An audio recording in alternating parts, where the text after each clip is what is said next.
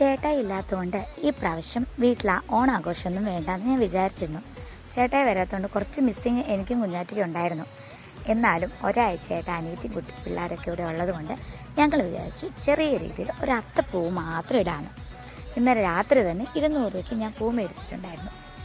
കുഞ്ഞാറ്റ എണീക്കുന്നതിന് മുമ്പേ അത്തപ്പൂക്കളൊക്കെ ഇട്ട് റെഡിയാക്കി വെക്കണം എന്നാണ് ഇന്നലെ രാത്രി ഞാൻ കരുതിയത്. പക്ഷെ എല്ലാം അങ്ങ് പാളിപ്പോയി.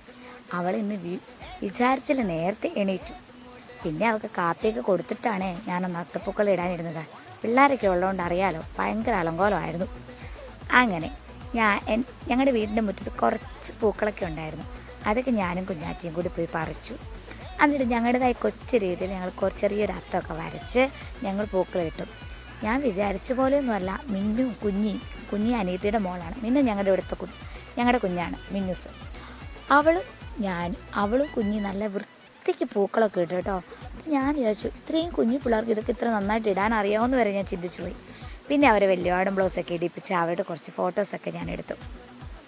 കുഞ്ഞാറ്റയ്ക്ക് ചെറിയൊരു പനിയൊക്കെ ഉള്ളതുകൊണ്ട് അവർക്ക് അത്ര മൂടില്ല. എന്നാലും അവരുള്ളത് കൊണ്ട് അവരുടെ കൂടെ അങ്ങ് ചെറിയ രീതിയിൽ ഫോട്ടോസൊക്കെ എടുക്കാൻ നിന്ന് തന്നു.